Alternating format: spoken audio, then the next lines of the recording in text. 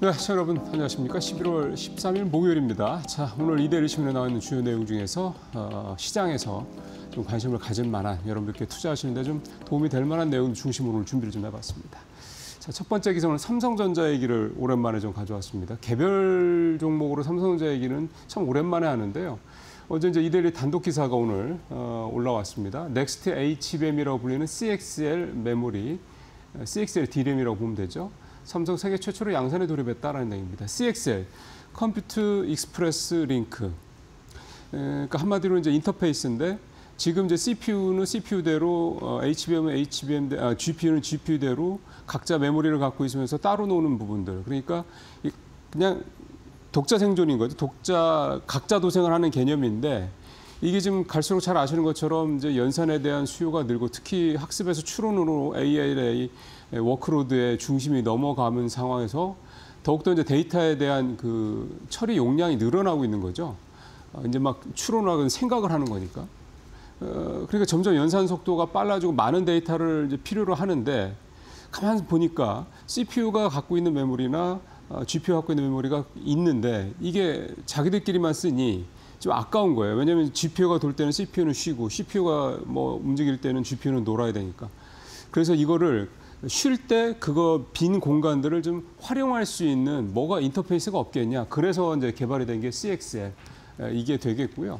이게 이제 되면 이 양쪽에 있는 CPU와 GPU에 있는 그 메모리들을, 그 용량들을 다 최대한 활용할 수 있게 되니까 그만큼 추가로 뭘 더 하지 않더라도 그리고 더 비싼 CPU나 더 고용량의 CPU나 더 고용량의 GPU를 쓰지를 않더라도 그것만 갖고도 훨씬 더 효율성을, 생산성을 높일 수 있다 이런 얘기가 되는 거죠. 이게 당연히 사실은 어떻게 보면 이제 갈 수밖에 없는 구조다라고 볼 수가 있겠습니다. 이게 이제 삼성, SK하이닉스, 마이크론 다 개발을 했고 이제 누가 먼저 상용화를 하느냐, 또 두 번째는 누가 먼저 대규모 조달처를 확보하느냐 이게 이제 관건인데요. 일단 상용화는 삼성전자가 대량 양산은 좀 먼저 시작을 했고요. 수요처 문제, 그러니까 어디가 삼성전자든 하이닉스든 마이크론이든 CXL을 대규모로 좀 발주를 할 건 이 부분은 아직은 숙제로 좀 남아있긴 합니다. 지금 뭐 발주처 관련해서는 뭐 인텔, AMD 정도가 이거를 좀 얘기를 하고 있다 하는데 아직 뭐 대규모로 수주 얘기가 나온 건 아닌데 근데 시장 전망은 굉장히 좋습니다. 일단 내년에 21억 달러, 3조 원 정도로 뭐 내년까지는 아주 크지는 않은데 이게 28년 가면 160억 달러, 우리도 23조 원 규모로 요것만, 요 디램 하나만 성장을 한다고 그러는 거니까 결국은 CXL이 뭐 차세대 뭐 넥스트 HBM 사실은 뭐 비슷하게 볼 수는 없는데 어쨌든 HBM의 그러니까 GPU의 성능을 확장시킬 수 있다라는 점에서 HBM도 결국 이제 그런 개념이니까요. 그래서 이제 넥스트 HBM 얘기를 하는 것 같고요. 어쨌든 중요한 거는 이거 역시 메모리입니다. 그러니까 우리나라가 잘할 수밖에 없는 그런 구조고 현재 또 기술력에서도 앞서가고 있는 거고. 뭐 중국의 반도체 뭐 업체들이 뭐 레거시 쪽에서는 좀 바짝 따라오고 있다. 특히 뭐 CXMT 같은 경우는 HBM을 조만간 만들고 등등등 얘기가 나오는데 이게 그렇게 쉽게 따라붙기 힘들 겁니다. 이제 우리가 항상 이게 선도주자들이 갖고 있는 장점이 그런 거니까요. 어쨌든 그래서 이거를 좀 한다라는 거고 이제 앞으로 이제 봐야 될 우리 시청자분께서 좀 주목해야 될 거는 삼성이 과연 이제 어디를 발주처로 확보할 거냐 이 부분을 좀 앞으로 유념해서 좀 보시면 될 것 같습니다. 이게 또 된다고 그러면 결국 이제 HBM에서 뭐 하이닉스에 조금 이제 뒤쳐져 있는 이런 상황들에 있어서 뭐 다른 부분으로, 그러니까 HBM은 여전히 조금 밀려 있다고 치더라도 다른 데서 이제 계속 그 갭을 줄일 수 있는 그런 가능성이 있는 분야이기 때문에 역시 좀 이 CXL도 좀 관심 있게 좀 보실 필요가 있을 것 같습니다. 자, 두 번째 기사는요. AI 주식 3년새 230% 급등, 투자에서 수익 국면 전환. 이 기사는 이제 내용은 이제 국제금융센터에서 나온 AI와 관련된 보고서의 이제 주요 내용을 요약을 한 겁니다. 표를 한번 보시면 일단 제목에서 보시는 것처럼 주요 AI 관련주들이 얼마나 주가가 그동안 올랐는지, 그다음에 연도별로 AI 부문별의 주가 상승률이 어떻게 되는지 저렇게 쭉 나오고 있습니다. 이제 이거는 뭐 사실 새삼스러운 그런 내용은 좀 아니고요. 보면 2022년 10월이었죠. 챗GPT 등장 이후에 AI 관련주는 누적으로 230% 올랐고 올 들어서만 62% 올랐는데 제일 많이 오른 데는 네트워크 부품 140%, 반도체가 101%, 데이터 솔루션이 71%. 지금 화면에서 보시는 것처럼 저런 식으로 좀 올랐고요. 중요한 게 이제부터 중요한 겁니다. 내년부터는 본격적으로 이 ROI, 즉 투자 수익률 이 부분이 이제 본격적으로 이슈가 될 거다라는 얘기를 좀 국제금융센터도 보고서에서 좀 주요 내용으로 좀 다루고 있습니다. 결국 이제 요즘에 계속 나오고 있는 AI 거품론과 관련된 부분이다 볼 수가 있겠고, 두 가지 포인트입니다. 하나는 결국 수익성 문제, 이 부분을 어떻게 해결할 것이냐라는 거고, 또 하나는 클라우드 업체 같은 이런데, 뭐 엔비디아라든가 이런 그러니까 칩을 이제 설계하고 만드는데, 이런 데들 같은 경우는 여전히 좋은데, 앞서 말씀드린 대로 이제 이 소프트웨어 같은데 관련된 업체들은 여전히 지금 수익성이 좀 나지 않고 있습니다. 대표적으로 오픈 AI도 아직 수익을 내지는 못하고 있는 그런 대표적인 AI 관련주라는 거죠.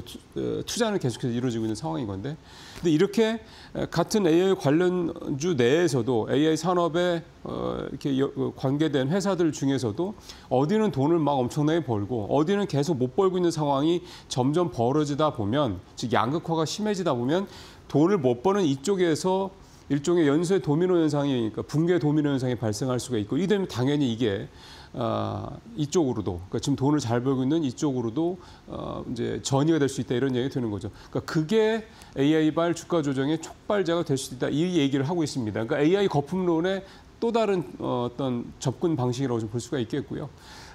결국은 아마 지금 워낙 AI 관련주들이 좀 많이 올랐고 내년에도 대규모 투자들이 진행되고 있는 상황이기 때문에 이 거품론과 관련된 이 수익 문제와 관련된 부분은 계속해서 얘기가 안 될 수는 없을 겁니다. 그때 얘기가 또 불거져서 주가가 일부 또 조정을 받고, 그러면서 또 조금 여전히 기업들의 실적이 좋다고 그러면 또 올라갈 거고요. 근데 그렇게 조정을 받고 있는 상황에서 그동안에 계속 다시 주가를 반등시켰던, 여전히 투자가 강도 높게 진행 중이고 실적들이 좋고 한 이 어떤 팩트가 훼손이 되기 시작한다. 그러면 이를테면은 투자 규모가 줄어든다, 또는 실적이 조금 둔화된다, 이렇게 나오기 시작하면 이제 조정을 한번 또 세게 받을 가능성이 높다, 이렇게 좀 볼 수가 있겠습니다. 그럼에도 불구하고 조정의 폭이 클 수는 있겠지만 이 AI가 이를테면 닷컴 버블 때처럼 버블로서 꺼지거나 이럴 수 있는 여지는 아직은 아니다, 전체적으로. 왜냐하면 아직도 대규모로 진행이 좀 되고 있는, 투자도 진행이 되고 있고, AI의 어떤 소위 말하는 피지컬 AI 쪽으로의 진행 방향은 여전히 유효하기 때문에 이 부분에 대해서 이제 그런 식으로도 좀 볼 수가 있다, 이렇게 좀 이해를 하시면 될 것 같습니다. 자, 시장으로 이제 또 깊이 들어와서 보면 역시 이제 증권사가 좋죠. 어제도 증권사들 주가 굉장히 좋았습니다.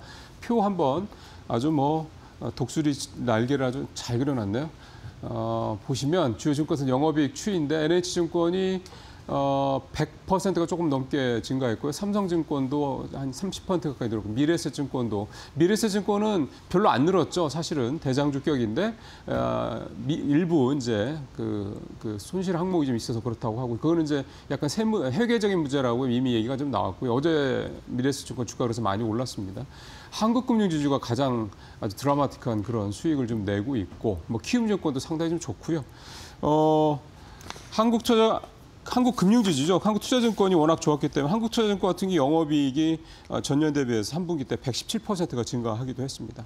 자, 이런 상황에서, 그러니까 지금 장이 계속 좋으니까 앞으로도 이 증권사들의 실적은 계속 좋을 것이다, 이거는 큰 문제는 없고요. 두 번째가 어제 나온 기사인데, 어제 금융위 증권선물위원회에서 한투증권하고 미래에셋증권에 대해서 종합금융투자사업자, 이걸 종투사로 보통 얘기를 하더라고요. 종투사 지정 의결을 했습니다. 그러니까 허가를 했다는 얘기죠. 이게 자기 자본 8조 원 이상의 증권사들만 해당이 되는 건데, 이 종투사가 되면 IMA 이 사업을 할 수가 있습니다. IMA는 증권사가 원금을 이렇게 보장해야 되는, 지급해야 되는 의무를 지는 대신에 이제 고객 예탁금을 가지고 활용을 할 수가 있습니다. 그래서 수익을 더 낼 수 있는 그런, 비즈니스를 더 할 수 있는 그런 구조, 그러니까 레버리지를 더 키울 수 있는 그런 이제 증권사가 된다, 이런 얘기가 좀 되는 거거든요. 그래서 이제 자본금 8조 원 이상이니까 이 두 회사밖에 좀 안 되는 거고, 한국투자증권하고 미래에셋증권하고, 그래서 이 두 증권사는 이제 고객 예탁금을 가지고 활용을 해서 수익을 더 낼 수 있는 그런 자격을 얻었기 때문에 아무래도 더 성장성을 좀 담보를 할 수 있는 그런 얘기가 좀 될 것 같고요. 그래서 좀 다른 뭐 키움이라든가 이런 증권사들도 이 종투사가 되기 위해서 좀 계속해서 좀 몸집을 좀 불리고 있는 그런 상황입니다. 이 종투사 문제가 이게 이제 결국은 수익을 내야 되는 거죠. 근데 지금 장 분위기가 좋으니까 어쨌든 이 종투사가 된 게 한투증권하고 미래에셋증권한테는 이제 좀 한투증권이 따로 상장이 안 돼 있고 한국금융지주죠. 이 부분에 있어서는 이제 아무래도 여러 가지로 좀 긍정적인 영향을 있을 수 있다 이렇게 좀 볼 수가 있겠습니다. 자, 마지막으로 한 가지만 더 짧게 말씀드리겠습니다. 중국산 2년 내 공급망에서 배제해야 제너럴 모터즈가 공급업체에 지시를 했다고 합니다. 일부 부품 같은 경우는 27년까지 다 중국산 제품을 다른 걸로 완전히 갈아타라 이렇게까지 좀 강도 높게 지시를 했다고 그러고요. 이 작년 말부터 좀 시작이 돼서 이제 올해 좀 본격화되고 있다고 보면 될 것 같고 일단 대상은 미국 북미 지역에서 파는 GM 차량에 해당되는 거니까 전체 다는 분명히 좀 아니고요. 근데 우리 같은 경우는 이제 한국 GM 같은 경우는 대부분 거의 북미로 물량을 보내기 때문에 아무래도 좀 해당이 좀 많이 될 것 같습니다. 근데 이게 잘 아시는 것처럼 지금 내연기관 차들은 부품 들어가는 게 2만 개가 넘죠. 그러니까 이거를 이 중에서 이 중국산 부품이 차지하는 비중이 굉장히 높은 상황이다 보니까 이거를 글쎄요, 2, 3년 안에 완전히 그러니까 갈아타는 게 가능할 거냐라는 지적도 업계에서는 나오고 있긴 합니다만은 어쨌든 이 부분이 얘기가 되다 보면 우리 입장에서 봤을 때는 결국은 중국산 부품을 빠른 시간 내에 그 이상의 어떤 품질을 갖고 있는 또 캐파를 갖고 있는 데는 결국 한국산 또 자동차 부품업체들이 아닐까라는 생각이 좀 들어서 최근에 계속되고 있는 뭐 미국과 유럽의 서방 국가들의 이 대중국 뭐 관련된 어떤 견제 또는 규제 이런 것들에 대한 수혜를 결국 중국만큼이나 제조업체가 강한 우리가 좀 가질 수 있다는 생각이 좀 들어서 자동차 부품업체들의 어떤 반사이익도 한번 기대를 해볼 만한 내용이 아닐까 싶습니다. 자, 오늘 여기서 마치도록 하겠습니다.